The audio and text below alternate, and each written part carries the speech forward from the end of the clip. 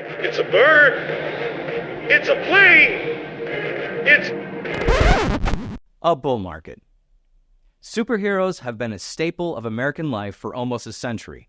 From just off the lowest lows of the Great Depression in July 1932 to the recent all-time high in the stock market, our Caped Crusaders have been a reflection of our social mood along the way. Arguably, the first true superhero to hit the pages of comic books was Superman.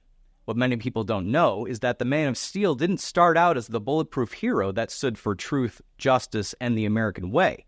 Superman has a much darker origin story.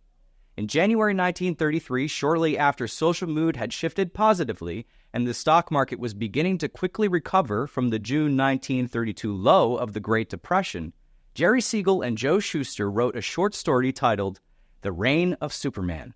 The title character of this story was a bald homeless man named Bill Dunn, who was tricked into taking an experimental drug by the evil Professor Smalley. Temporarily, Dunn was transformed into a villain with telepathic powers. According to Wikipedia, this Superman uses these abilities for embittered tyranny, only to discover that the potion's effects are temporary. Ultimately, Dunn ends up powerless again, and back to the breadlines where he started. This dark version of the Man of Steel was a perfect representation of the negative mood that had driven the markets of the early 1930s. But by the time Siegel and Shuster's story was written, social mood had already shifted to the positive. Siegel and Shuster's villainous Superman was not what publishers or American readers were wanting. As positive mood drove the bull market higher, the authors were forced to evolve Superman if they wanted the superhero published. The second iteration of the Man of Steel transformed into a crime fighter who was unwillingly given superpowers. Instead of telepathy, Superman was now bulletproof and had superhuman strength. Siegel even recalled giving Superman a bat-like cape. Attempts to get this new version of Superman published were still unsuccessful. Newspaper editors felt that Siegel and Shuster's comic book character was insufficiently sensational. Superman underwent a few more transformations before he landed on comic book pages. From a scientist adventurer crime fighter to a 3-year-old boy sent back in time, Superman evolved to try to fit into the positive mood landscape that was progressing. Finally, in 1935, after a brief split, Siegel and Shuster joined forces once again, and together they perfected the Superman we now know and love. In April 1938, 13 months after the Dow had just quintupled, Superman landed on the pages of Action Comics #1. The issue was a huge success due to the last son of Krypton's personification of positive social mood. The Man of Steel then took the world by storm. Superman continued to evolve and gain new superpowers such as super speed, X-ray vision, and eventually flight. Just before the stock market uptrend resumed in 1942, Superman rolled out the first animated short in theaters, which debuted in September of 1941. As the 40s progressed, Superman gained his own dedicated comic book, 17 cartoon shorts, and a radio program.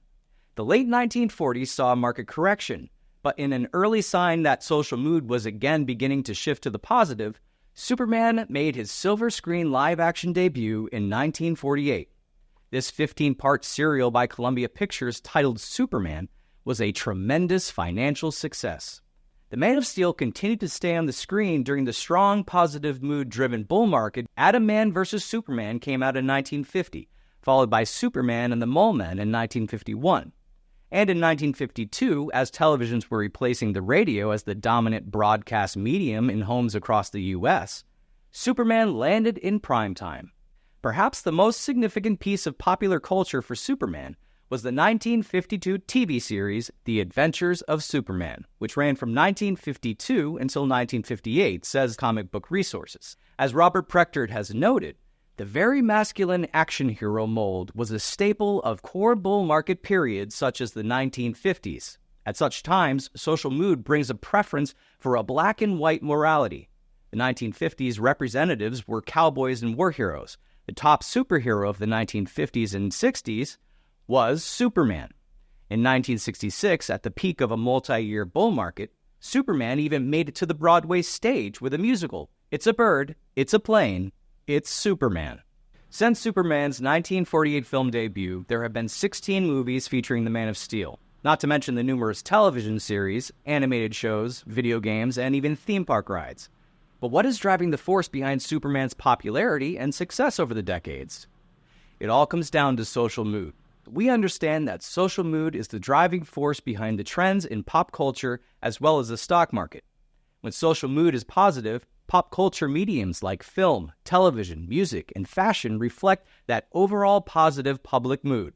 Pop music is more popular, dresses are shorter, superheroes are popular in film and television, and stock prices climb. Superman is himself the superhero embodiment of positive social mood. His rise to fame in the 1950s, his movie renaissance in the 1980s, and his TV popularity throughout the 1990s all occurred during positive mood-driven bull markets. And over much of the bull market of the past decade, Superman's popularity has again been on the rise. Since the beginning of the golden age of superheroes in movies that started in 2008 with the release of Iron Man and The Dark Knight, there have been over 30 superhero films. 6 of those featured Superman. But over the past year or so, superhero popularity has started to fall. Movie after movie has been flaming out at the box office. The Hollywood Reporter even stated that every live-action comic book movie last year underperformed. The latest victim of the public's shrinking taste for superheroes is Madam Web. Sony's spin-off received the lowest average Rotten Tomatoes score, 13%, of any major superhero film in nearly a decade. So, what does this mean for the future of the Man of Steel? Superman Legacy is now being filmed, and its release is scheduled for March 2025. According to DC Comics, Superman will be joined by the Authority, a team of cynical, brutally pragmatic superheroes. Their worldview isn't what you'd call optimistic. It sounds like we may very likely see this Superman get back to some of his darker roots. Whether or not that venture is victorious in the theater will be determined by social mood.